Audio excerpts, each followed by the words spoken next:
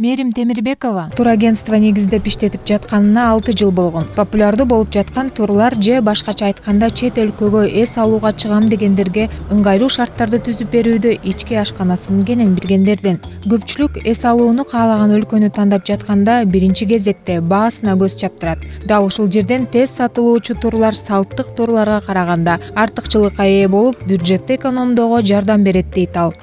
Горящий тур деген эмне? Биринчиден алганда горящий тур деген мындай турлар учак учаар маалында болот да. Учаарга 1-2 күн калганда туроператор өзүнүн сатылбай калган месталарын ошо самолеттогу учактагы орунду хотя бы жаап калалы депчи.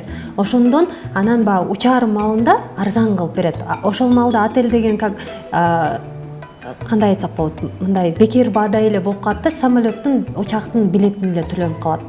Ошондо биз горящий менен учабыз деген жарандар болсо, алар дайым мындай чемодан менен даяр туруш керек да. Даяр мына бүгүн түнчүндө учасыңарбы дегенде учуп кеткен. Адис айткандай, шашылыш сатылып жаткан турларды алдын ала сатып алуу мүмкүн эмес. Эртелеп тур алып коюу кызматы бар. Ал деген, маселен, жайкы эс алууга 3-4 ай мурдараак даярданып, тур камдап коюу дегенди билдирет. Мында турист бир топ каражат үнөмдөп алса болот. Ал эми сезон маалында билеттер эмне себептен кымбаттап келет? Ал кимден көз каранды экенинен кабардар болбой, турагентстволор бааларды каалагандай калчап жатат деген пикирлер тараган. Жок, ал бизден эмес. Бизге ал бааны туроператор берет. Биз туроператор баа менен иштейбиз. Алар авиакомпания берген баа менен иштейбиз. Бирок самолетто месталар саналган. Месталар саналгандагы, мисалы, баш жагы бир баа менен, орто жагы андан кымбатыраак, андан ошо местага жараша билеттин баасы кымбат да. Ар бир баа менен саналган эле орундар бар. Ошо орундар сатылгандан кийинкиси кымбатыраак. Алар түгөнгөндөн кийинкиси дагы кымбатыраак.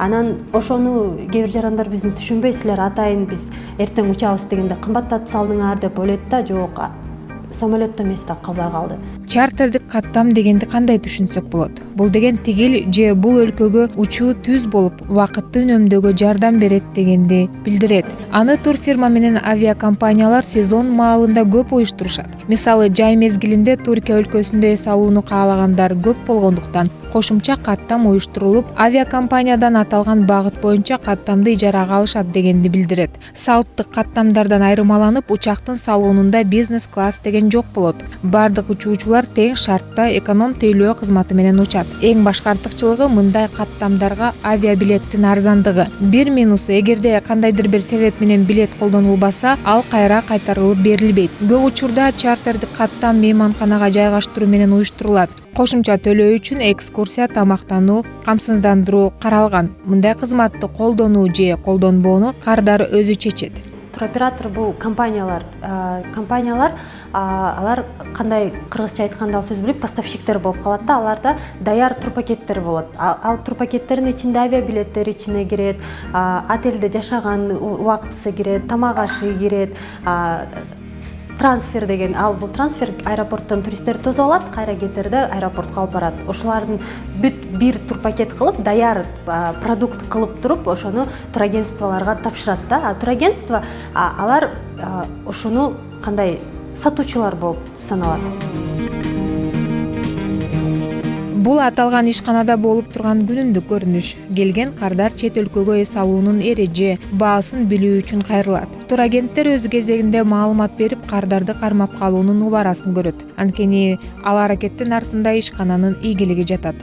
Азыркы учурда Таиланд, Араб Эмираты, Хайнан жана Туркия, кыргызстандыктар арасында өтө белгилүү болуп жаткан тараптар. Анан сиз сурагандай, азыркы Туркияга экскурсиялык тур «Великолепный век» деген, кыргызча айтканда даңазалуу доор деп коет экен. Ошол аябай белгилүү болуп жатат Кыргызстандын жарандары арасында. Анын баасы абдан жакшы да, өтө кымбат эмес, арзан эле, $350 өйдө бир адамга болот. Турагентствога кайрылаардан мурун анын ишмердүүлүгүнө маани берүү ашыкча болбойт. Кызматкерлердин тейлөө сапаты, деги эле агентство жайгашкан кеңсе талаптарга жооп бербесе, турист эс алуудан негативдүү таасир алып калуусу толук ыктымал. начар кишилерге туш келип алданып калдык деген мамиле неме угуп калдык да акыркы жылы. Өткөн жылы да болгон, бул жылы да болгон. Биз барсак баягы билеттер жок болуп калды же уча албай калдык дегендерчи.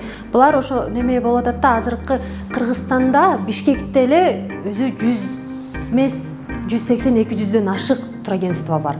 Анан жылдан жылга баягы кээрлер деген 2-3 ай иштеп эле бир нерсени үйрөнүп алышып эле, анан бир кичинекей жерден бир стулду алат дагы, бир ноутбукту алып эле ошентип же осо же ачпай эле иштеп, анан билеттер деген азыр электронный да. Электронный, то есть буягындай мындай книжныйлар жок. Электронный болгондуктан бул азыр кыйла жеңилирээк да алганга чандай билеттерди. Анан баягы ошондо көбүлөр жанагы тура эмес билеттерди беришип, туристтер ошондон биздин жарандарыбыз алданып калып, ошондойлорго кармалып калып атышат да.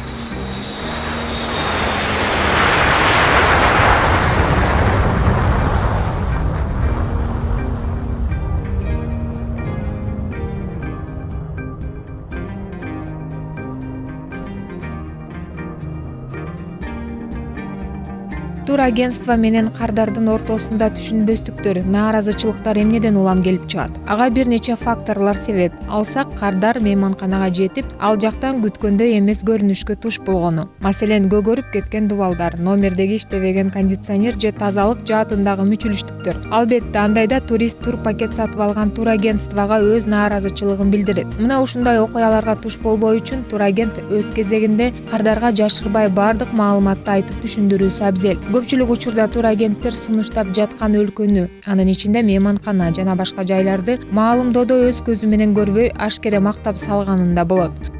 Сүрөттөр всегда ярче болот да. Анан аябай жакшы сүрөттөргө көрсөтүп коюшуп, өзүлөрү жакшы билбегендиктер, жаңы иштеген, ошо жаңы иштеп аткандардан ката кетиши мүмкүн да. Бирок өзү кардарлар билиш керек, $300 же $250 мындай аябай чоң сапаттагы отелге бара алышпайт. Чет өлкөгө чыгам деген инсан камсыздандыруу полисине көңүл буруусу шарт. Айрыкча кичинекей балдары менен барганда камсыздандыруу полисинин жардамы чоң болот. Анткени балдар башка өлкөнүн абасына көнө албай, көп учурда акклиматизация болуп, бейтапканага кайрылуу зарылдыгы келип чыгат.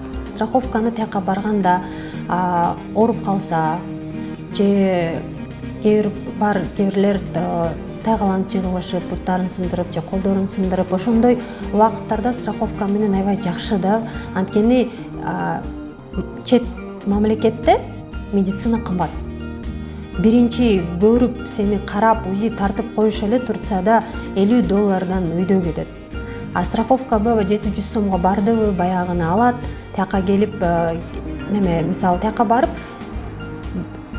страховая компания жиберген бөлмөлөргө, медцентрларга барып, немесин алат, ар бир жерден ошо чектерди чогултат, ошо чекти тап келип, бияка келип страховая компанияга берип, ал акчаны анан страховая компания төлөп берет да.